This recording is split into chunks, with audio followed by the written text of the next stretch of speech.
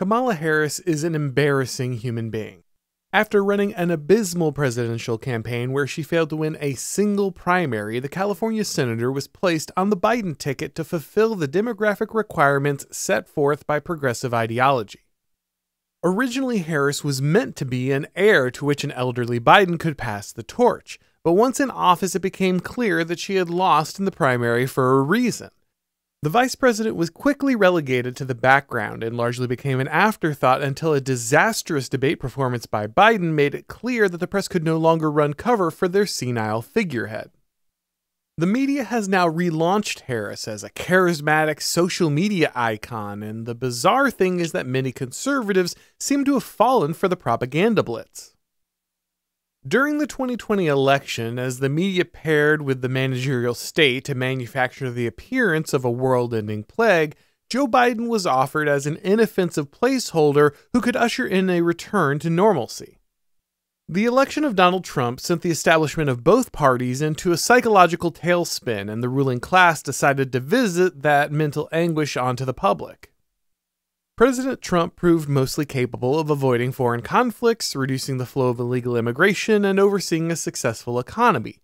But the media's obsession with the Russiagate conspiracy made every moment feel like a pitched battle. The successive blows of the pandemic and BLM riots gave the left the narrative momentum and electoral irregularities necessary to unseat Trump, but they needed a bland alternative that the terrorized electorate could safely turn to. At the time, even leftist media commentators recognized that while old, doddering Joe was inoffensive enough to get the job done, he was too male and too white to represent the future of the Democratic Party. Harris wasn't great on the campaign trail, but she was a woman of Jamaican and Indian heritage who was just as much an empty vessel as Joe Biden. She also had the advantage of not being plagued by dementia. Biden described himself as a transitional president, and it was clear that the plan was to hand Harris the keys to the kingdom after serving one term. But every time the vice president opened her mouth, it became clear that she was an unlikable dullard who often had difficulty attending minor events without making an embarrassing gaffe. The establishment slowly realized that they had made a mistake in elevating her, decided to double down on Biden, and just moved on.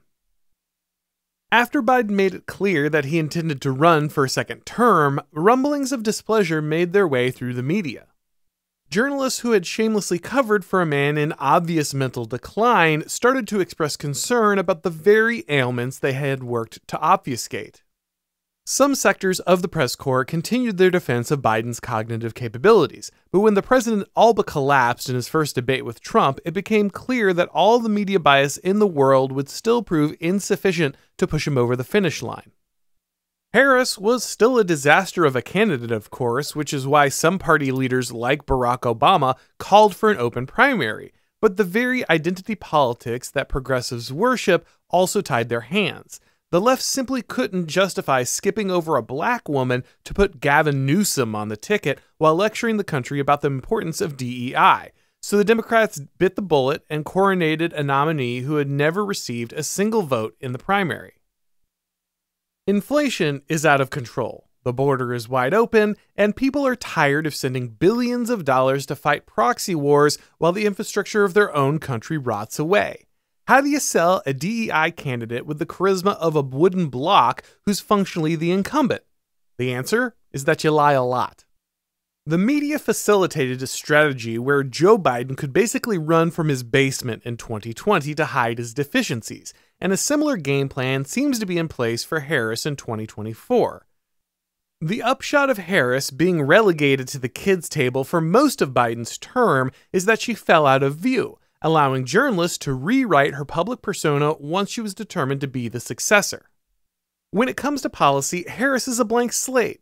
Like Biden, the vice president is basically a proxy for the prevailing elite opinion, with no real prerogatives of her own. This is exactly the kind of candidate that our managerial elites prefer, a puppet that they can parade in front of the public, but is unlikely to disrupt the larger plan with her own ambitions. The real campaign was never Trump versus Biden, just like it won't be Trump versus Harris. The real campaign was always Trump versus the regime.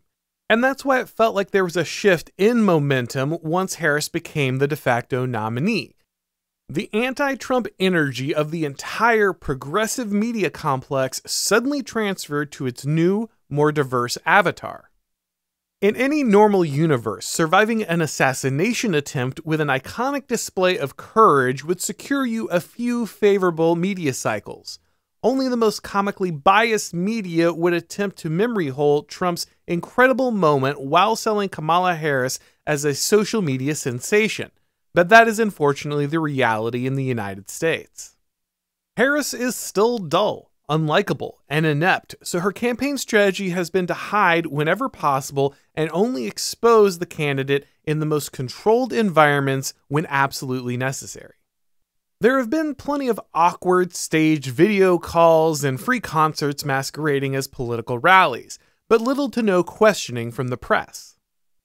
Mainstream journalists have more or less pledged their lives to getting Harris elected, but even with that incredible bias, unscripted public exposure is still considered too dangerous. Whenever she does speak, Harris seems to be intent on running against her own record.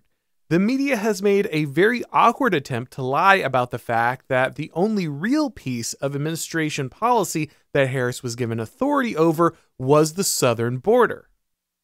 In 2021, after Lester Holt of NBC pointed out that Harris had never been to the border, which she was in charge of, she famously replied, quote, "And I've never been to Europe. And I mean, I don't understand the point that you're making. I'm not discounting the importance of the border," end quote.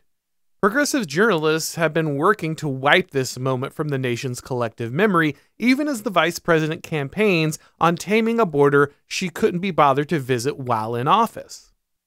Harris also promised to tackle inflation and housing costs, even though these problems were critical issues that were left entirely unaddressed during Biden's term.